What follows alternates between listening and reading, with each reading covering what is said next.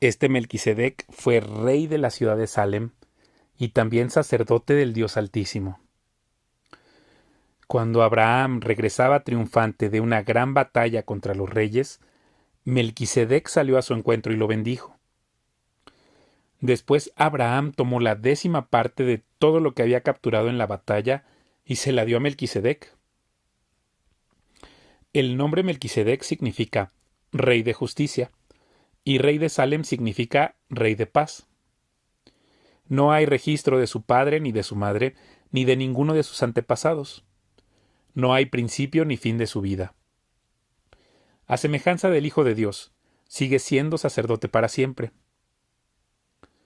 Consideren entonces la grandeza de este Melquisedec. Incluso Abraham, el gran patriarca de Israel, reconoció esto al entregarle la 10ª parte de lo que había capturado en la batalla.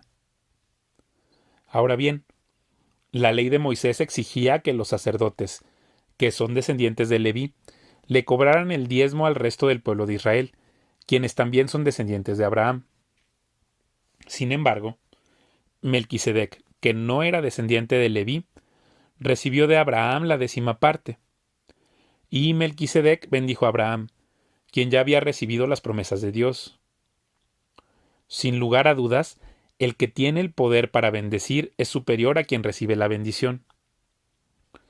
Los sacerdotes que reciben los diezmos son hombres que mueren.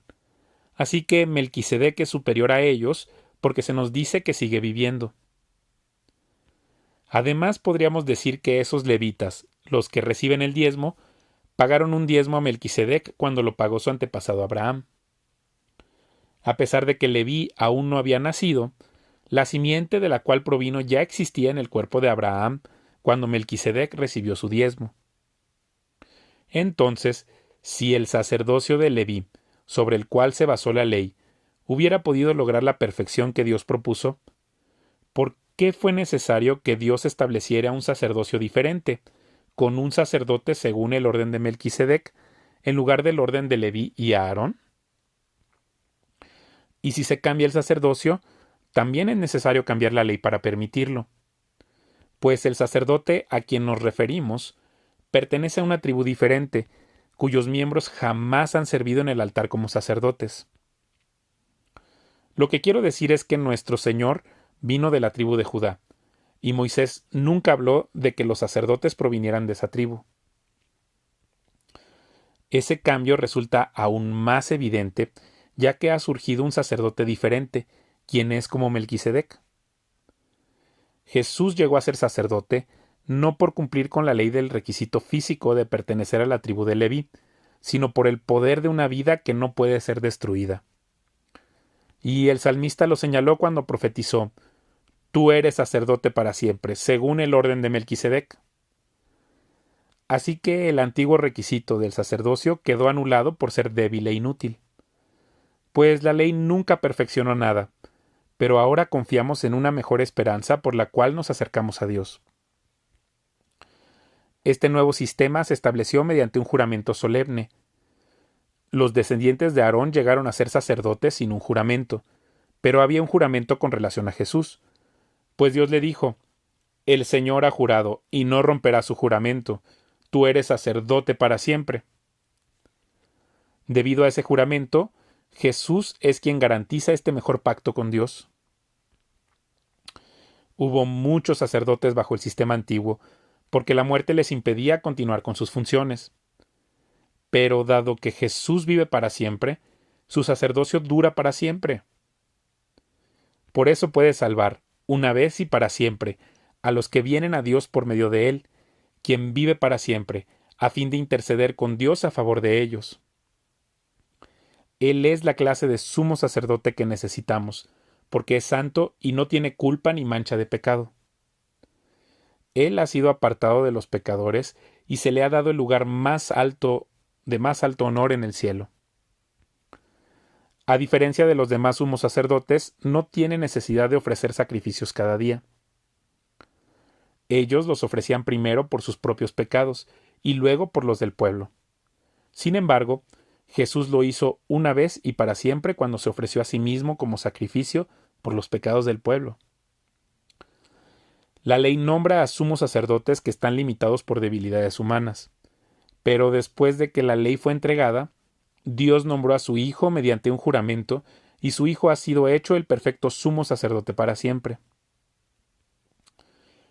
El punto principal es el siguiente. Tenemos un sumo sacerdote quien se sentó en el lugar de honor, a la derecha del trono del Dios majestuoso en el cielo. Ahí sirve como ministro en el tabernáculo del cielo, el verdadero lugar de adoración construido por el Señor y no por manos humanas. Ya que es deber de todo sumo sacerdote presentar ofrendas y sacrificios, nuestro sumo sacerdote también tiene que presentar una ofrenda. Si estuviera aquí en la tierra, ni siquiera sería sacerdote, porque ya hay sacerdotes que presentan las ofrendas que exige la ley. Ellos sirven dentro de un sistema de adoración que es solo una copia, una sombra del verdadero que está en el cielo. Pues cuando Moisés estaba por construir el tabernáculo, Dios le advirtió lo siguiente: asegúrate de hacer todo según el modelo que te mostré aquí en la montaña. Pero ahora a Jesús, nuestro sumo sacerdote, se le ha dado un ministerio que es muy superior al sacerdocio antiguo, porque Él es mediador a nuestro favor de un mejor pacto con Dios basado en promesas mejores. Si el primer pacto no hubiera tenido defectos, no habría sido necesario reemplazarlo con un segundo pacto. Pero cuando Dios encontró defectos en el pueblo, dijo: llegará el día, dice el Señor, en que haré un nuevo pacto con el pueblo de Israel y de Judá. Este pacto no será como el que hice con sus antepasados cuando los tomé de la mano y los saqué de la tierra de Egipto. Ellos no permanecieron fieles a mi pacto, por eso les di la espalda, dice el Señor. Pero este es el nuevo pacto que haré con el pueblo de Israel en ese día, dice el Señor. Pondré mis leyes en su mente y las escribiré en su corazón. Yo seré su Dios y ellos serán mi pueblo. Y no habrá necesidad de enseñar a sus vecinos, ni habrá necesidad de enseñar a sus parientes diciendo: deberías conocer al Señor, pues todos ya me conocerán, desde el más pequeño hasta el más grande. Y perdonaré sus maldades y nunca más me acordaré de sus pecados. Cuando Dios habla de un nuevo pacto, quiere decir que ha hecho obsoleto al primero, el cual ha caducado y pronto desaparecerá. Ese primer pacto entre Dios e Israel incluía ordenanzas para la adoración y un lugar de culto aquí en la tierra. Ese tabernáculo estaba formado por dos salas. En la primera sala había un candelabro, una mesa y los panes consagrados sobre ella. Esta sala se llamaba Lugar Santo. Luego había una cortina detrás de la cual se encontraba la segunda sala, llamada Lugar Santísimo. En esa sala había un altar de oro para el incienso y un cofre de madera conocido como el Arca del Pacto, el cual estaba totalmente cubierto de oro. Dentro del arca había un recipiente de oro que contenía el maná, la vara de Aarón a la que le habían salido hojas y las tablas del pacto que eran de piedra. Por encima del arca estaban los querubines de la gloria divina, cuyas alas se extendían sobre la tapa del arca, es decir, el lugar de la expiación. Pero ahora no podemos explicar estas cosas en detalle. Cuando estos elementos estaban en su lugar, los sacerdotes entraban con regularidad en la primera sala, durante el cumplimiento de sus deberes religiosos. Pero solo el sumo sacerdote entraba en el lugar santísimo y lo hacía una sola vez al año, y siempre ofrecía sangre por sus propios pecados y por los pecados que el pueblo cometía por ignorancia. Mediante esas ordenanzas, el Espíritu Santo daba a entender que la entrada al lugar santísimo no estaba abierta a todos en tanto siguiera en pie el tabernáculo y el sistema que representaba. Esta es una ilustración que apunta al tiempo presente, pues las ofrendas y los sacrificios que ofrecen los sacerdotes no pueden limpiar la conciencia de las personas que los traen.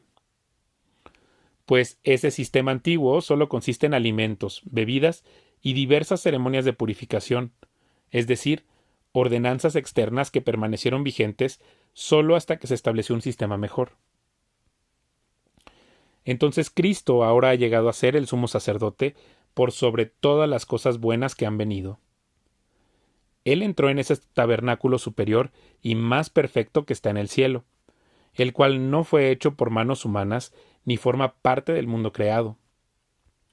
Con su propia sangre, no con la sangre de cabras ni de becerros, entró en el lugar santísimo una sola vez y para siempre, y aseguró nuestra redención eterna.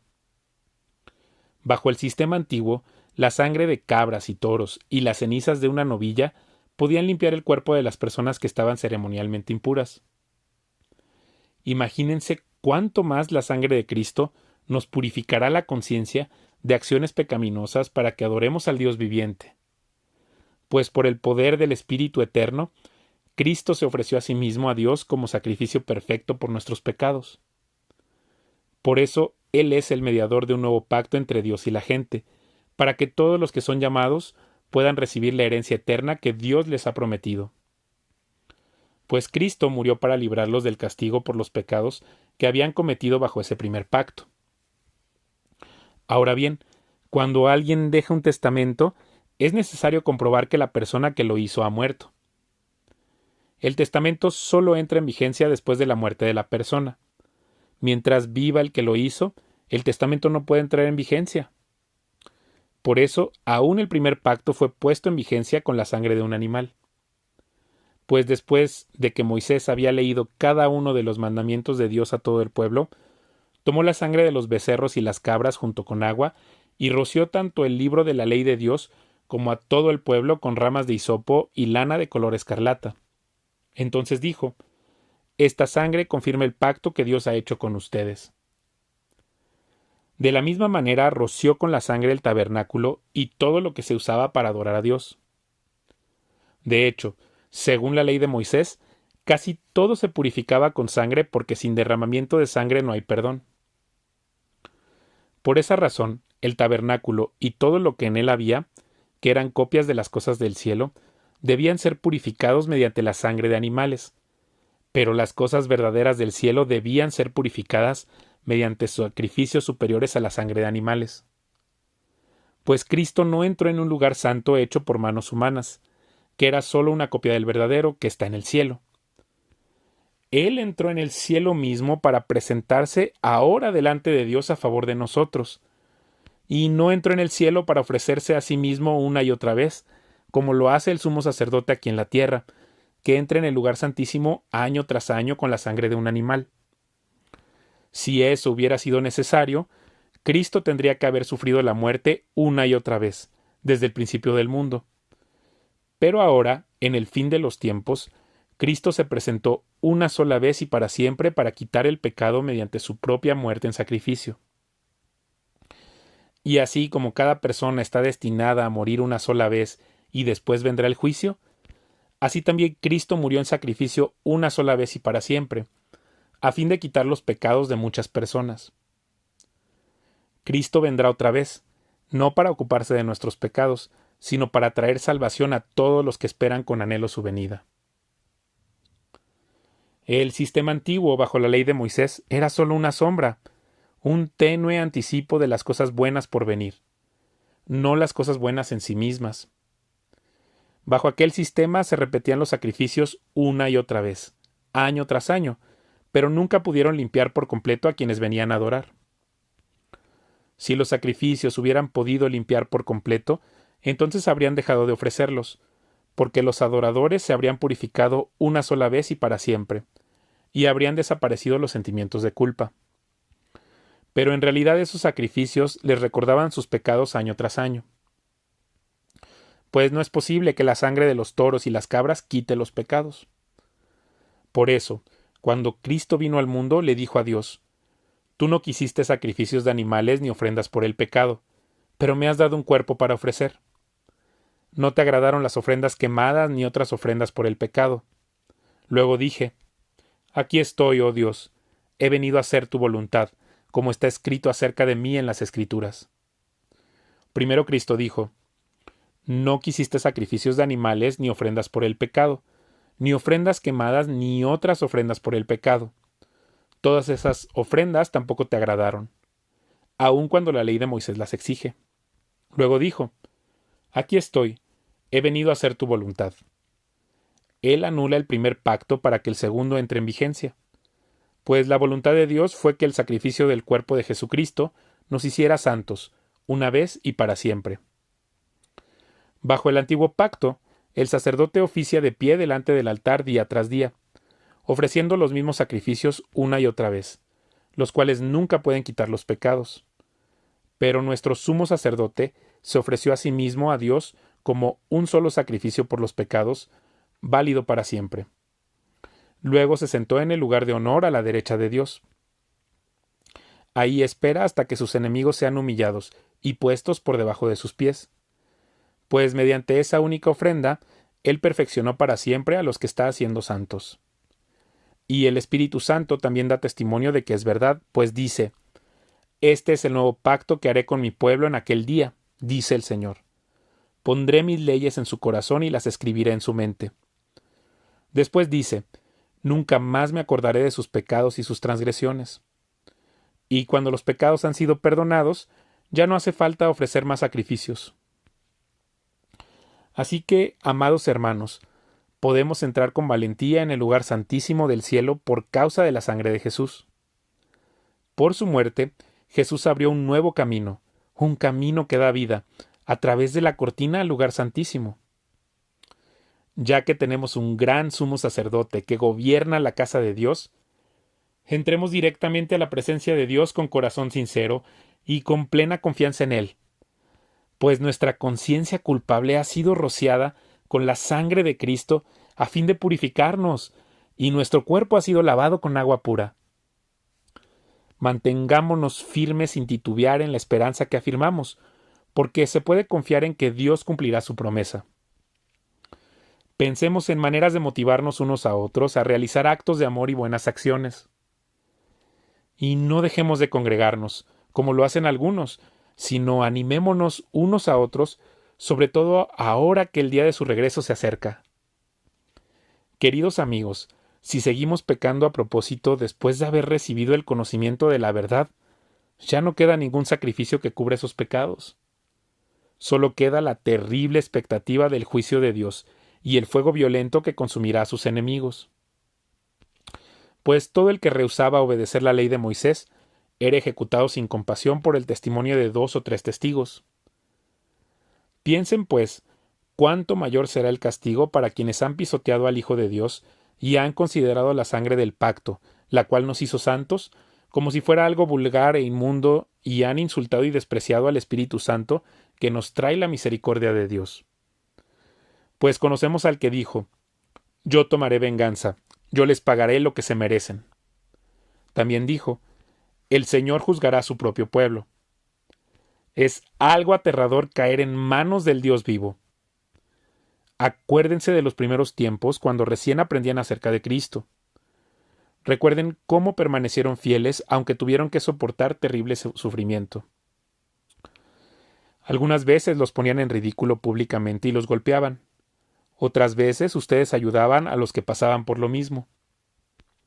Sufrieron junto con los que fueron metidos en la cárcel, y cuando a ustedes les quitaron todos sus bienes, lo aceptaron con alegría. Sabían que en el futuro les esperaban cosas mejores, que durarán para siempre. Por lo tanto, no desechen la firme confianza que tienen en el Señor.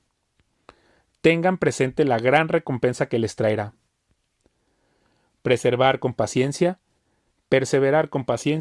es lo que necesitan ahora para seguir haciendo la voluntad de Dios. Entonces recibirán todo lo que Él ha prometido. Pues dentro de muy poco tiempo, aquel que viene vendrá sin demorarse. Mis justos vivirán por la fe, pero no me agradará aquel que se aparte de mí. Pero nosotros no somos de los que se apartan de Dios hacia su propia destrucción. Somos los fieles y nuestras almas serán salvas.